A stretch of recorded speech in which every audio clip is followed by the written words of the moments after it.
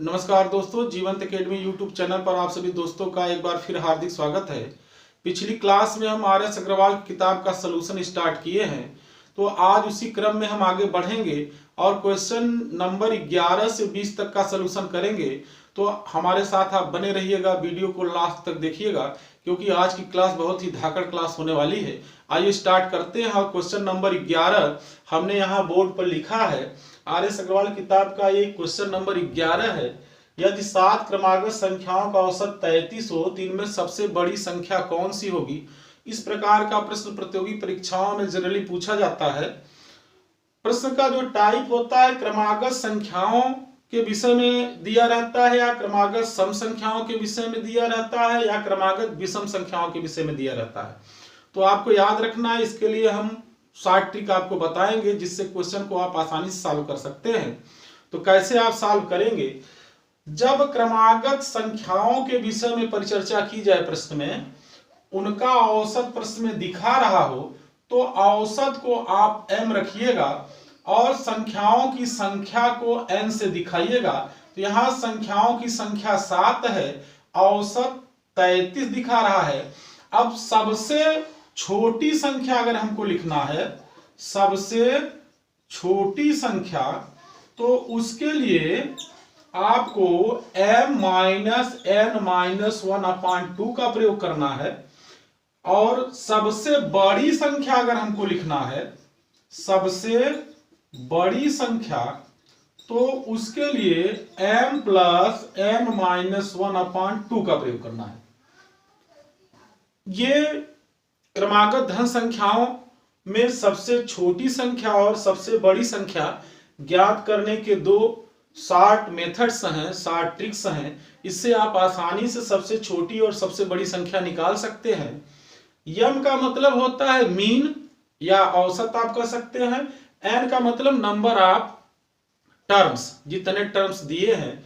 तो यहाँ 7 टर्म्स दिए हैं, 7 क्रमागत संख्या हमने लिया है और उनका मीन 33 है। तो आप समझ सकते हैं, यहाँ वैल्यू पुट कर देंगे तो यहाँ n का मान 7 है, 7 में से घटाएंगे 6 हो जाएगा, 6 में 2 से भाग करेंगे 3 हो जाएगा, माइनस m की वैल्यू 33 है और 33 में से आप 3 घटाएंगे तो यहां आंसर आ जाएगा 30।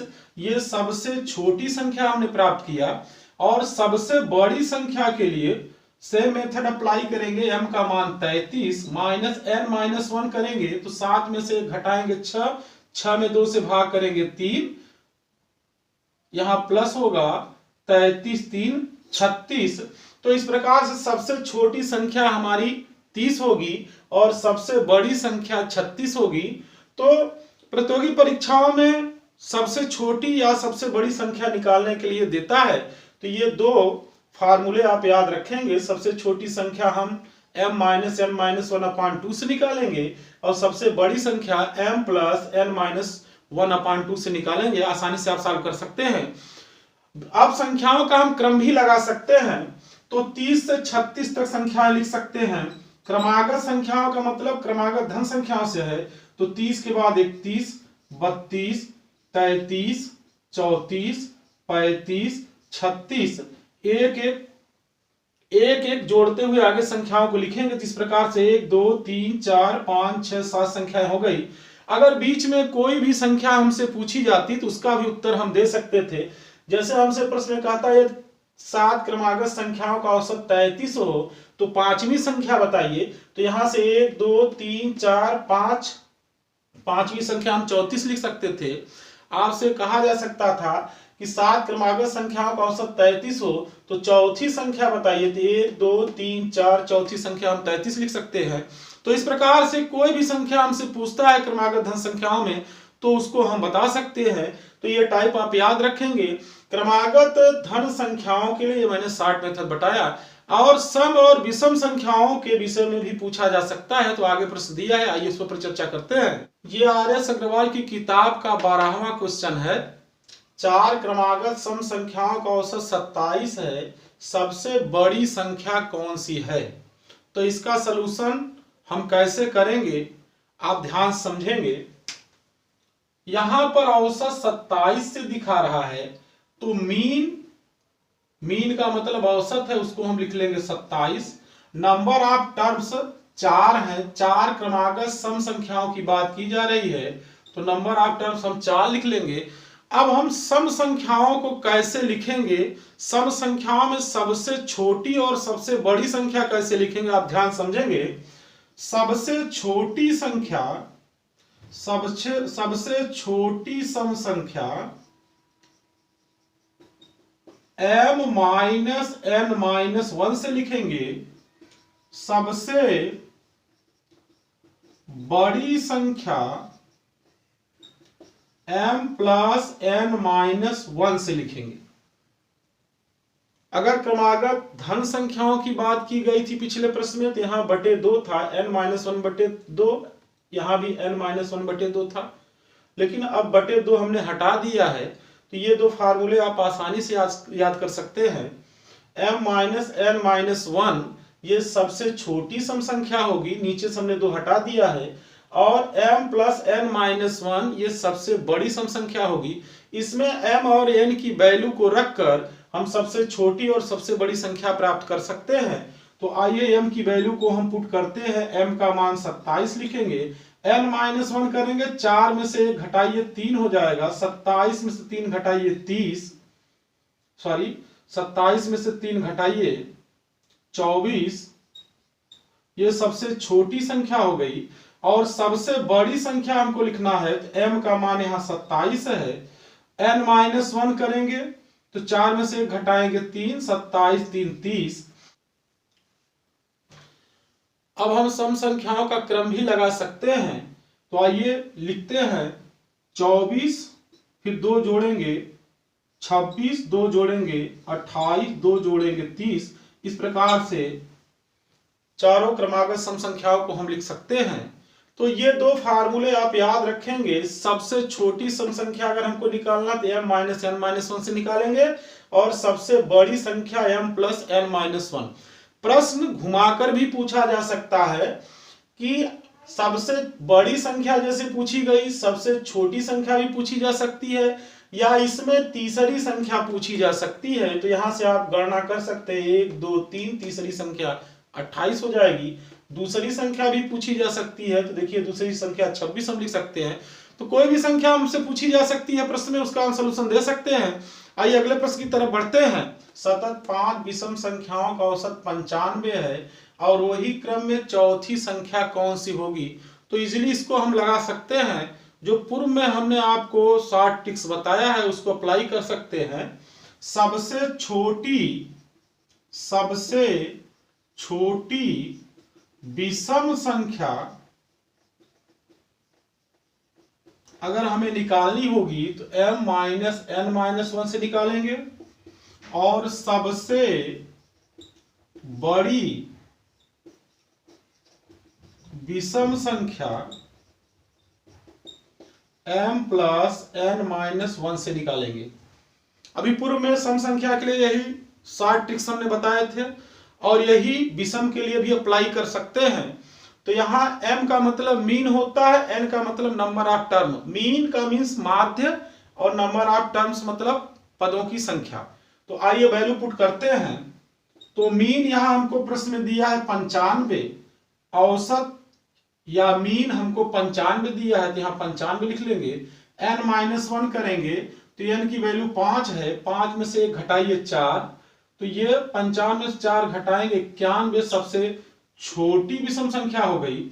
बड़ी विषम संख्या अगर हमको लिखना है तो m मीन हमको दिया है 95 प्लस n-1, 5 में से 1 घटाएंगे 4, और 55 में 4 जोड़ दीजिए 99। इस प्रकार से सबसे छोटी विषम संख्या 91 हो गई, सबसे बड़ी विषम संख्या 99। अब संख्याओं का हम क्रम लगा सकते हैं। तो चूंकि ये संख्याएं विषम संख्या है, तो 2 2 के अंतर पे संख्याएं लिखेंगे। तो आइए 91 में 2 जोड़ेंगे 93 में 2 जोड़ेंगे 95 में 2 जोड़ेंगे 97 में 2 जोड़ेंगे 99। इस प्रकार से हमने संख्याओं को लिख दिया। तो ये संख्याएं देखिए गिन लेते हैं, 1 2 3 4 5 संख्याएं हैं। 5 संख्याएं दी गई थी, तो पांचों विषम संख्या हमको प्राप्त हो गई। अब अवरोही क्रम में चौथी संख्या, अवरोही का मतलब होता है घटते हुए क्रम में, तो दाईं तरफ से चलेंगे, चौथी संख्या देखेंगे तो 1 2 3 4, अवरोही क्रम में चौथी संख्या ये हो जाएगी 93, और आरोही क्रम में यही संख्या दूसरी संख्या होगी। क्योंकि प्रश्न में आरोही क्रम पूछा गया है तो आरोही क्रम में चलेंगे तो 99 शुरू करेंगे, 1 2 3 4, तो चौथी संख्या 93 होगी। इस प्रकार से हमारा उत्तर 93 होगा। तो ये क्वेश्चन नंबर 13 था आर.एस. अग्रवाल किताब का। अब 14वें प्रश्न की तरफ हम चलते हैं, उसका सलूशन करते हैं। ये आर.एस. अग्रवाल की किताब का क्वेश्चन नंबर 14 है। तो दोस्तों इसमें ए बी सी डी 4 क्रमागत विषम संख्याओं का औसत 42 है, बी और डी का गुणनफल पूछा जा रहा है। तो अभी पूर्व में जो हमने आपको 60 ट्रिक्स बताए उसको अप्लाई करके बी और डी का गुणनफल आप निकाल सकते हैं। आइए स्टार्ट करते हैं। ए बी सी डी, सबसे छोटी संख्या हमने आपको बताया क्रमागत विषम संख्याओं में m - n - 1 होगी, और सबसे बड़ी संख्या m + n-1, m का मतलब मीन, औसत यहाँ 42 है तो ये 42 हम लिख देंगे औसत। 42 - n-1 करेंगे तो 4 संख्याएं हैं, 4 में से 1 घटाए 3, 42 में से 3 आप घटा दीजिए 39। अब यहां वैल्यू पुट करिए m का मान 42 है, और n-1 करेंगे, 4 में से 1 घटाएंगे 3, 42 3 45। तो इस प्रकार से सबसे पहली संख्या अर्थात सबसे छोटी संख्या 39 हुई, और सबसे बड़ी संख्या 45 हुई।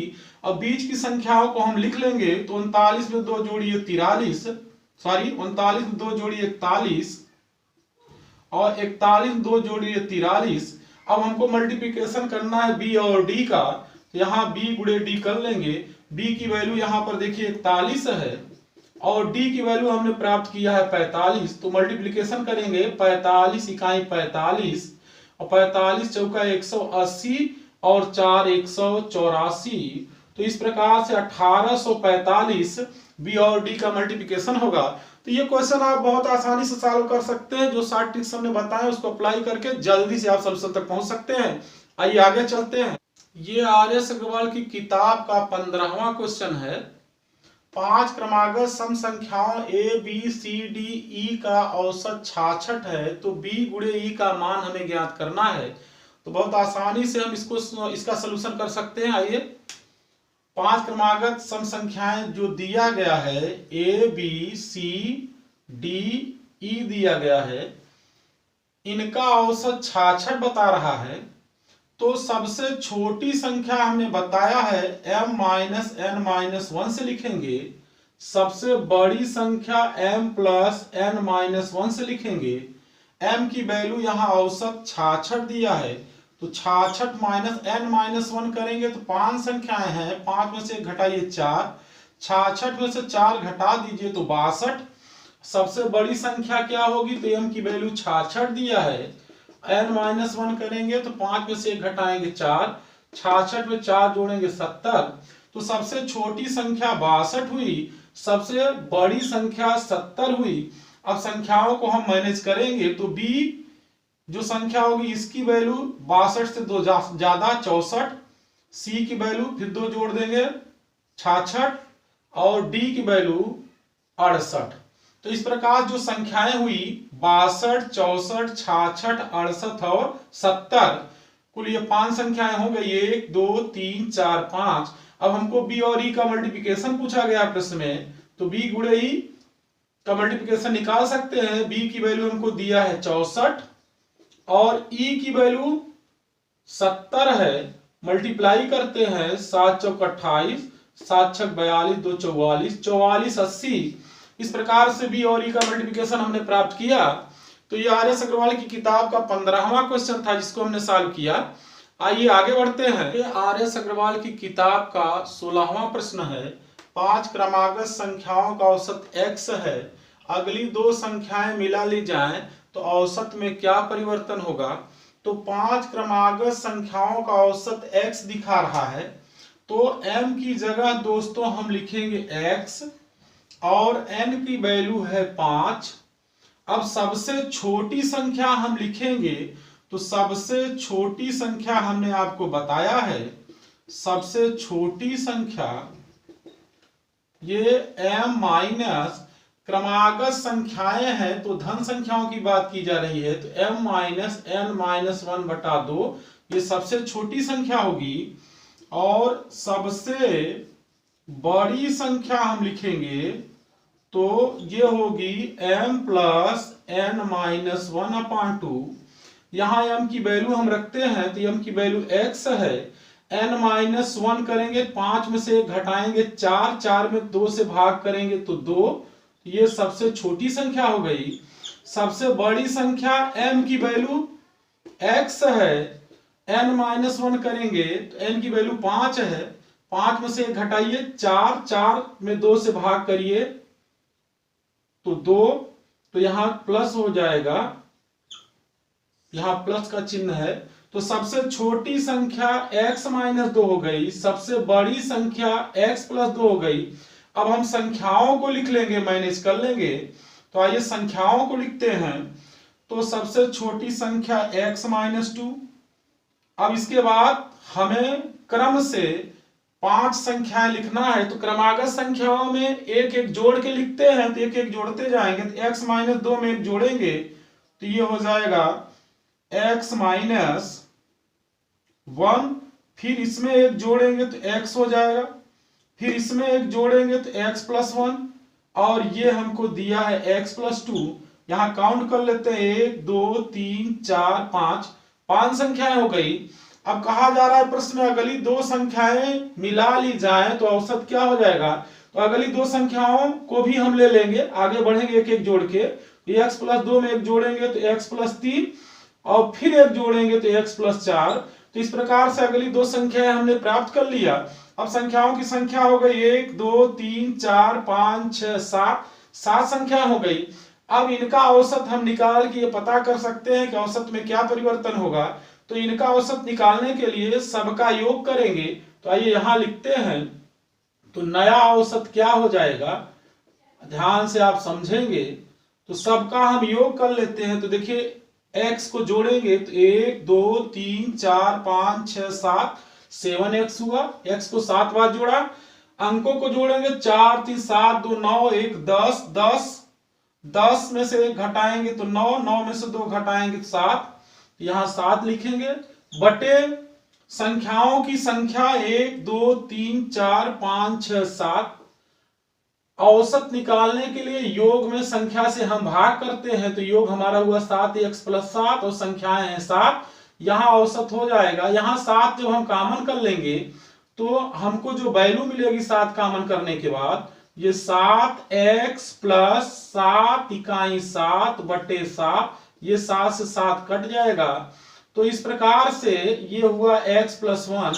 तो पहले से औसत हमारा 1 बढ़ जाएगा, क्योंकि पहले औसत x था, अब औसत हमारा आ रहा है x प्लस 1। तो पहले से औसत हमारा 1 बढ़ जाएगा। यही औसत में परिवर्तन हुआ। प्रश्न में पूछा गया था औसत में क्या परिवर्तन होगा, तो औसत 1 पहले से बढ़ जाएगा। तो इस प्रकार से आप जो हमने 60 टिप्स बताया उसकी सहायता से आप आसानी से औसत में क्या परिवर्तन होता है आप ज्ञात कर सकते हैं। आइए अगले प्रश्न की तरफ बढ़ते हैं। m संख्याओं का औसत n स्क्वायर तथा n संख्याओं का औसत m स्क्वायर है, तो m प्लस n संख्याओं का औसत बताओ। इसको आसानी से सॉल्व कर सकते हैं। अगर m संख्याएं हैं और इनका औसत n स्क्वायर है, तो m संख्याओं का योग होगा mn स्क्वायर। संख्याएं m हैं, औसत n स्क्वायर है, तो संख्याओं की संख्या में औसत का गुणा करते हैं, तो m संख्याओं का योग हमको मिलेगा mn स्क्वायर।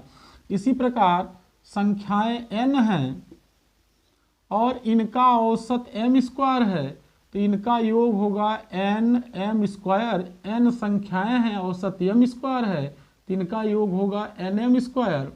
टोटल संख्याएं हो गई m प्लस n, और सभी संख्याओं का योग यहाँ जोड़ लेंगे। तो आइए जोड़ते हैं। mn square plus nm square, common हो जाएगा mn, यहाँ पर n प्लस m। इस प्रकार से m प्लस n संख्याओं का योग mn n प्लस m हुआ। अब m प्लस n संख्याओं का हमको औसत निकालना है, तो औसत निकालने के लिए योग में संख्याओं की संख्या से भाग कर देंगे। तो mn m प्लस n में हम m प्लस n से भाग कर देंगे। m प्लस n से m प्लस n का डिवीजन हो जाएगा, यहाँ औसत आ जाएगा mn। तो इस प्रकार से हम सलूशन कर सकते हैं इस प्रश्न का आसानी से। आइए अगले प्रश्न की तरफ चलते हैं। 3 संख्याओं का औसत 7 है, पहली 2 संख्याओं का औसत 4 है, तीसरी संख्या हमें प्राप्त करना है। क्योंकि संख्याओं के विषय में ये नहीं बताया जा रहा है कि क्रमागत धन संख्याएं हैं या सम संख्याएं या विषम संख्याएं, तो संख्याओं को हम ABC मान लेते हैं। तो 3 संख्याओं का औसत 7 है, तो तीनों संख्याओं का योग होगा 7 गुणे 3 21। पहली 2 संख्याओं का औसत 4 है, तो पहली 2 संख्याएं A और B है, तो इनका योग अगर हमको देना है तो इनका औसत 4 दिखा रहा है, तो 4 में 2 संख्याओं की संख्या से गुणा किए, इनका योग हुआ 8।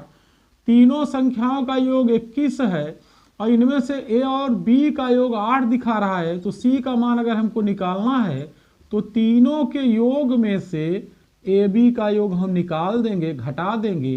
तो 21 में से 8 घटा देंगे 13।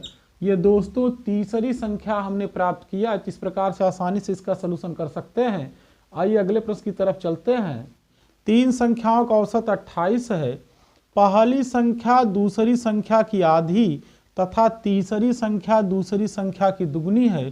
तो आप ध्यान समझेंगे, एक संख्या दूसरी संख्या की आधी है और एक संख्या दूसरी संख्या की दुगनी है। तो पहले हम दूसरी संख्या का मान मान लेते हैं। दूसरी संख्या का मान हम मान लेते हैं 2x। पहली संख्या दूसरी की आधी है, तो पहली संख्या हो जाएगी दूसरी की आधी 2x की आधी x, और तीसरी संख्या दूसरी संख्या की दुगनी है। तो यहाँ पर हम तीसरी संख्या का मान लिखेंगे, दूसरी संख्या का दुगुना करेंगे तो 2x का दुगुना 4x होगा। अब तीनों संख्याओं का योग करेंगे तो 4 2 6 1 7x, तीनों का योग हुआ। तीनों का औसत 28 है और संख्याएं हैं 3, तो इनका योग होगा 28 गुणे 3। तो इस प्रकार से 7 चौक 28 4 3 12, हमें x की वैल्यू प्राप्त हो गई। अब तीसरी संख्या का मान लिखना है, तो तीसरी संख्या 4x है, तो तीसरी संख्या का वैल्यू हम लिख सकते हैं। तीसरी संख्या 4x है, तो 4x बराबर 4 गुणे 12, 12 चौक 48। इस प्रकार से हम तीसरी संख्या का मान दे सकते हैं।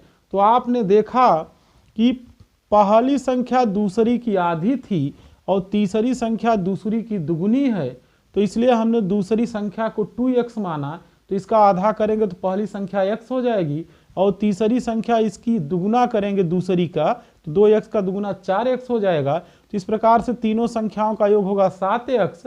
इनका औसत 28 दिया, 28 में हम 3 संख्याएं गुणा करेंगे तो इनका योग हमको प्राप्त होगा। यहाँ डिवीजन किए 7 चौक 28, तो यहाँ पर x का मान हुआ 4 3 12। जब हमें x की वैल्यू मिल जाएगी तो इस वैल्यू को हम यहाँ तीसरी संख्या के मान में रख देंगे, तो 12 चौक 48 ये तीसरी संख्या होगी। तो इस प्रकार से हमने तीसरी संख्या प्राप्त किया। 5 संख्याओं का योग 240 है, पहली 2 संख्याओं का औसत 30 है, अंतिम 2 संख्याओं का औसत 70 है। तीसरी संख्या हमें ज्ञात करनी है। क्योंकि संख्याओं के विषय में ये नहीं दिया गया है कि संख्याएं क्रमागत धन संख्याएं हैं या सम संख्याएं या विषम संख्याएं, तो संख्याओं को हम A B C D E मान सकते हैं। तो 5 संख्याएं हैं, तो इनको मानेंगे A B C D E। अब इनका योग हम देंगे, तो इनका योग दिया है प्रश्न में 240। आगे बढ़ते हैं प्रश्न में। संख्याओं का औसत, पहली 2 संख्याओं का औसत 30 दिखा रहा है, तो पहली 2 संख्याओं का योग 30 के औसत से 60 हुआ। अंतिम 2 संख्याओं का औसत 70 दिखा रहा है, तो अंतिम 2 संख्याओं का योग हम दे सकते हैं 2 गुणे 70 140। इस प्रकार से एक संख्या बच गई C, ये तीसरी संख्या है। अगर इसकी वैल्यू हमको लिखना है तो पांचों संख्याओं का योग है 240 उनमें से a प्लस बी और d प्लस सी की वैल्यू हम घटा देंगे 240 में से, पांचों के योग में से 60 और 140 जोड़कर घटाएंगे तो 140 60 मिलाएंगे 200 होगा, 240 में 200 घटाएंगे 40। इस प्रकार से हम c की वैल्यू को प्राप्त कर सकते हैं। तो आज की क्लास में हमने क्वेश्चन नंबर 11 से 20 तक को सॉल्व किया है। अगली क्लास में इसके आगे हम सॉल्व करेंगे। तो अगर आपको क्लास अच्छी लगे तो ज़्यादा से ज़्यादा लोगों को वीडियो शेयर करिए। धन्यवाद।